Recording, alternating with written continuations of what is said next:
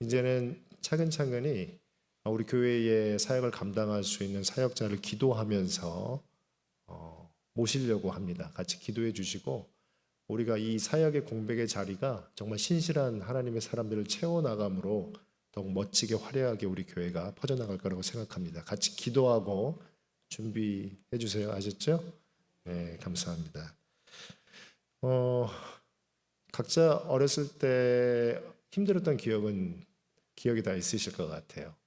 저도 몇 차례 이야기를 했는데 저는 동그라미에 대한 애틋한 추억이 있다고 예전에 한 적이 있습니다. 왜냐하면 이렇게 동그라미를 그리면서 어머니께 항상 내가 유치원 퇴근하고 오면 그 동그라미 안에 꼭 있어라고 이렇게 했던 기억이 제 가슴 속에는 어떤 스토리나 뭐 이런 논리적인 생각보다는 가슴에 정서로 남아있는 것 같아요. 굉장히 슬펐다 이런 생각이 남아있습니다.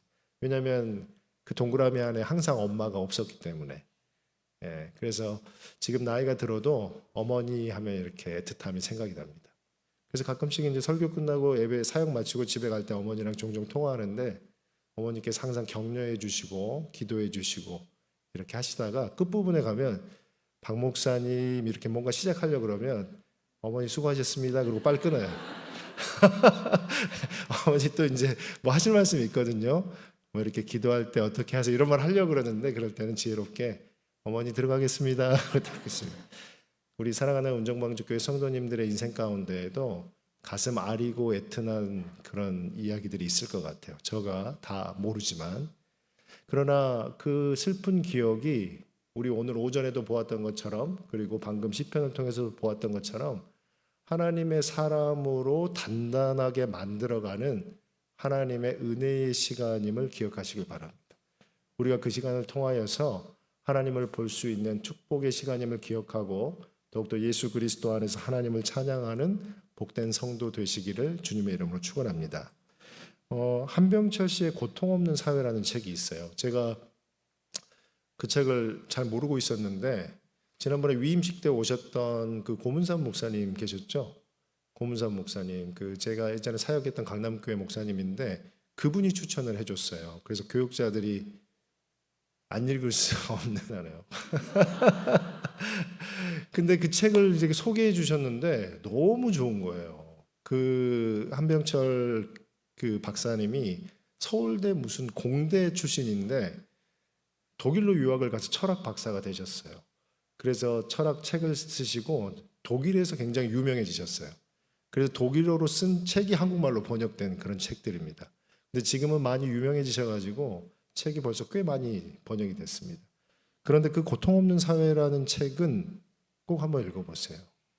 왜냐하면 이 사회가 고통을 부정적으로 생각하는 사회가 되었다라고 이제 설명을 해요.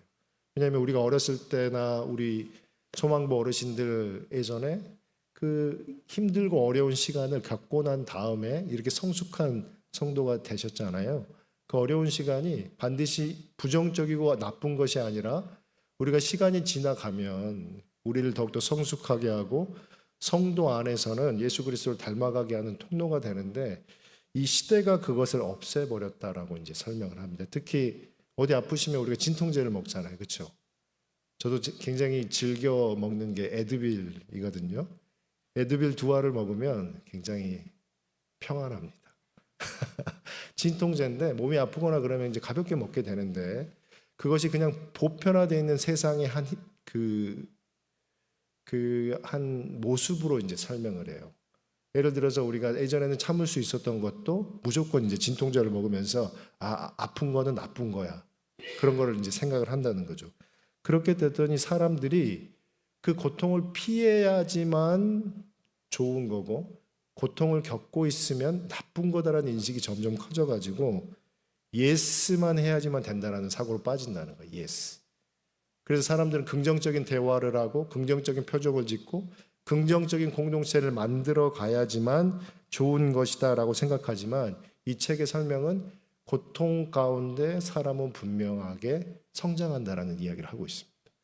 사랑하는 운정방주교회 성도 여러분, 자신이 가지고 있는 어떤 어려운 것이 분명히 여러분들을 성장하는 포인트임을 기억하고 그 포인트에서 예수 그리스도를 만나는 은혜 있으시기를 주님의 이름으로 축원합니다. 오늘 시편은 그 세 가지를 설명을 해주는데요. 이 시편 126편은 내용을 우리가 묵상해 봐서 알겠지만 그냥 단지 성전으로 올라가는 내용이 아닙니다. 어떤 내용이냐면 포로 귀환한 유대 공동체의 노래예요. 포로를 귀환하여서 성전을 보면서 올라가는 노래입니다. 그렇기 때문에 우리가 아는 유대인들의 그냥 일반적인 모습과는 다른 것이죠.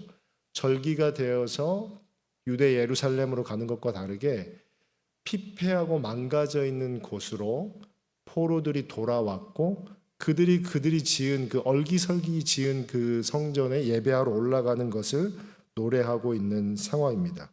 세 가지를 노래하는데요. 첫째는 과거의 애통을 기뻐하고 노래하고 있습니다. 과거의 애통을. 우리 1절 말씀 같이 한번 읽어보도록 하겠습니다. 여호와께서 시온의 포로를 돌려보낼 때에 우리는 꿈꾸는 것 같았도다. 이 시인이 이 노래를 할 때는 그 당시가 아니죠. 왜냐하면 포로가 70년이라는 시간이 걸렸기 때문에 그들이 포로로 잡혀와서 70년이 지난 다음 세대가 될 것입니다. 그런데 그 조상들의 고통을 기억하는 것이죠. 나만의 고통이 아니라 그 조상들이 포로로 와서 그들의 삶의 고통이고 또 고향 땅으로 가지 못하는 고통이고 하나님의 백성임에도 불구하고 예배하지 못하는 그 고통을 노래하는 그런 상황이 될 것입니다. 히브리어로 쉬바, 쉐부트 이 단어가 상실된 번역을 회복시키는 운명을 완전히 회복시킨다 이런 뜻인데 그들이 70년 동안 가지지 못했던 그 애달픔을 하나님께서 완전히 회복시키는 것이다 이렇게 노래를 하고 있는 것입니다. 2절 말씀에는 이렇게 되어 있는데요. 같이 한번 읽어보겠습니다. 그때에 우리 입에는 웃음이 가득하고 우리 혀에는 찬양이 찼었도다. 그때에 문 나라 가운데 말하기를 여호와께서 그들을 위하여 큰 일을 행하셨다 하였도다. 70년의 포로가 끝나고 돌아갈 때 모습이 될 것입니다. 크게 찬양하는 것이죠. 너무나 행복해서 크게 기뻐하고 찬양하는 모습을 시인이 노래하고 있습니다. 그러나 우리가 아는 것처럼 그쪽으로 돌아갔을 때의 상황이 그렇게 좋지 않은 것이죠. 우리가 예전에 느헤미야와 에스라를 묵상을 했었는데 지금 그들이 포로기에 살고 있는 70년 동안 그곳에 그들은 안정된 삶을 누리게 됐습니다. 우리가 아는 것처럼 누군가 이민을 가면 1세대 분들은 되게 힘드세요. 그렇죠? 언어도 잘 안 되고 문화도 잘 안 맞고 또 음식도 잘 안 맞고 그렇기 때문에 제가 미국에 갔을 때에도 저희 아이들이 아침에 이제 유치원 같은 데를 갈 때 김치 같은 걸 먹지 않았어요.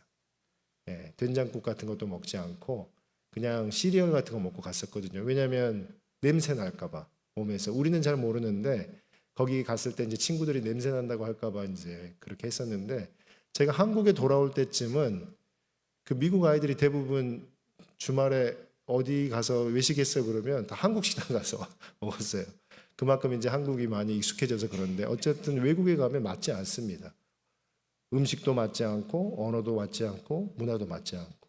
그런데 세대가 지나고 나면 그들에게는 그게 익숙해지죠. 2세대, 3세대가 되면 거기에 적응을 하고 그쪽 사람들하고 혼인하고 결혼하기 그렇기 때문에 오히려 그 사람들이 안정된 생활을 할 수가 있어요. 보면 2세, 3세 친구들이 한국에 들어오면 더 어려워하는 것처럼 우리가 이 상황을 생각해 보면 그들이 기뻐 돌아가는 것이 실제로는 기쁘지만 않은 것이죠. 자기들의 언어나 문화나 이제 모든 것을 다시 버리고 옛 조상들이 여겼던 것으로 돌아가는데 그들이 왜 기뻐할까라고 생각해 보면 딱 한 가지 이유 때문입니다. 자기들의 하나님을 섬길 수 있기 때문에. 그 2세대가 3세대가 지난 포로자의 귀한 자들이 다시 돌아가는 것을 크게 찬양하고 기뻐할 수 있는 이유는 하나님을 이제는 성전에 모시고 찬양할 수 있기 때문에 기뻐한다라는 것을 알 수가 있는 것이죠. 과거에서부터 오랜 고통이 그들이 이제는 익숙한 고통이 되었는데 익숙한 삶이 되었는데 다시 그것을 거스르고 기뻐할 수 있는 이유는 오직 하나님과 동행하는 삶을 이 시인이 노래하고 있는 것입니다. 3절 말씀에 이렇게 되어 있는데요. 같이 한번 보겠습니다. 여호와께서 우리를 위하여 큰 일을 행하셨으니 우리는 기쁘도다. 포로로 돌아갈 수 있는 것이 누구의 은혜라고 생각합니까? 하나님의 은혜. 우리 은정방주교회 성도들의 삶 가운데 일어나는 모든 일이 하나님이 주신 은혜이지만 고통 가운데 있을 때 하나님을 보고 고통이 해결될 때 하나님이 은혜로 회복시키심을 기억하고 더욱 하나님을 크게 찬양하는 하나님의 백성 되시기를 주님의 이름으로 축원합니다. 두 번째는 현재의 메마른 고통 속에서 회복을 강구하고 있음을 알 수가 있습니다. 과거에 대한 것이 회복에 대한 기쁨이 있었다면 현재에 대한 것도 이야기를 하고 있는데요. 4절 말씀 같이 한번 읽겠습니다. 시작. 여호와여 우리의 포로를 남방 시내들 같이 돌려보내소서. 이스라엘 백성들이 귀환을 했습니다. 1절부터 3절에 보면 포로로 귀환하여서 그들이 이제 지어진 성전 안에서 성벽 가운데 생활을 하는 것이죠. 그것을 노래하는 것입니다. 그런데 이 시인은 그것으로 멈추지 않고 여전히 돌아오지 못하고 회복되지 않은 것에 대하여 찬양을 하고 있습니다. 무엇이라고 찬양합니까? 우리의 포로를 남방 시내들 같이 돌려보내소서 이렇게 하고 있습니다. 여기서 남방 시내라는 것이 그들의 남쪽 지역을 이야기를 하고 있는데 그 남쪽 지역은 우리가 여러 차례 살펴보았던 것처럼 네게부입니다. 네게부는 건조한 지역이에요. 그래서 때로 어떤 성경에서는 사막이라고 기록하고 있는 것입니다. 그런데 그 사막이고 건조한 그 땅이 한 번씩 비가 오면 거기가 홍수가 나서 강으로 변하는 거예요. 그렇기 때문에 이 시인이 이렇게 말하는 것은 남은 포로자들이 돌아올 수 있는 희망이 없는 거죠.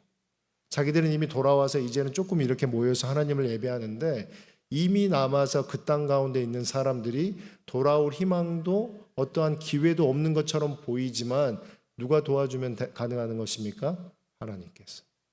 하나님께서 도와주시면 사막이었던 곳이 물이 흐르고 거기에서 강이 되는 것처럼 이스라엘의 남은 포로들이 다시 에루살렘으로 돌아와서 하나님을 찬양하게 될 것이다 이렇게 노래하고 있는 것입니다.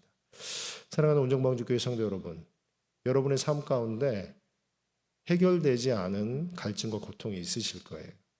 오랫동안 기도했지만 되지 않은 것이 있을 것입니다. 그러나 우리가 누구 앞에 나가야 됩니까? 하나님께 나아가서 하나님께 기도한다면 하나님께서 반드시 눈물을 닦아주시고 그 기도 가운데 하나님의 해결의 은혜를 주실 줄 믿습니다. 더욱 주님 가운데 여러분의 삶이 하나님과 동행하는 성도 되시기를 주님의 이름으로 축원합니다. 세 번째는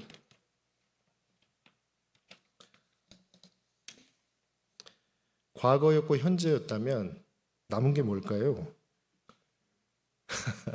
미래에 대한 거죠. 미래. 방금 4절까지 보았는데 5절과 6절은 굉장히 특별한 선포입니다. 여러분들 많이 암송을 하셨을 것인데 5절과 6절 말씀 같이 한번 읽어보도록 하겠습니다. 시작. 눈물을 흘리며 씨를 뿌리는 자는 기쁨으로 거두리로다. 울며 씨를 뿌리러 나가는 자는 반드시 기쁨으로 그 곡식단을 가지고 돌아오리로다. 과거의 회복에 대해서 하나님을 찬양했습니다. 그리고 현재의 희망 없는 것에 대해서 하나님께 울부짖고 기도함으로 그 메마른 땅이 하나님의 은혜로 강처럼 변할 것을 기대했습니다. 그런데 마지막 5절과 6절은 눈물로 씨를 뿌릴 자에 대해서 이야기를 합니다. 왜 눈물로 씨를 뿌리겠습니까? 희망이 없는 곳이기 때문에.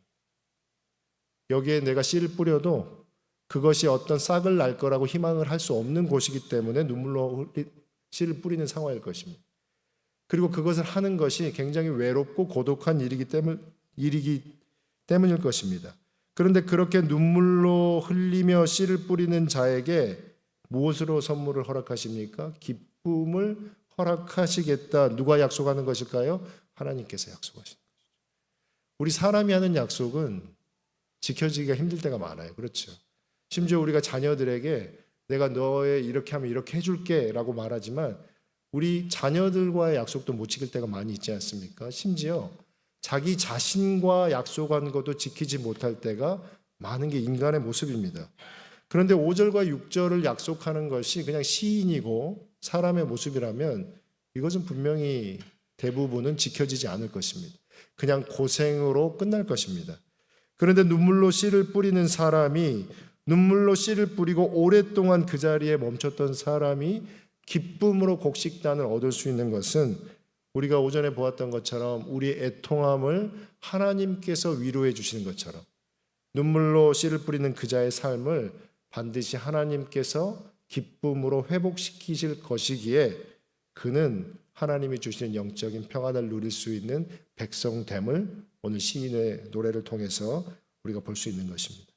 사랑하는 운정방주교회 성도 여러분, 여러분의 삶의 애통 가운데, 여러분의 삶의 슬픔 가운데, 그것에 함몰되어서 괴로움 가운데 살아가지 마시고 그 고통 가운데 기도하고 하나님을 바라봄으로 언제나 자녀의 눈물을 닦아주기를 소원하는 아버지를 받아들임으로 더욱더 예수 그리스도 안에서 회복의 은혜 경험하시기를 주님의 이름으로 축원합니다. 과거의 오랜 슬픔이 회복되고 현재 해결되지 않을 것 같은 고통이 해결되고 내가 여전히 동일하게 믿음 가운데 살아가지만 아무것도 변하지 않는 인생 가운데 반드시 미래에 하나님께서 기쁨으로 줄 선물을 기대하며 더욱더 예수 그리스도 안에서 깊이 주와 동행하는 복된 성도 되시기를 주님의 이름으로 축원합니다.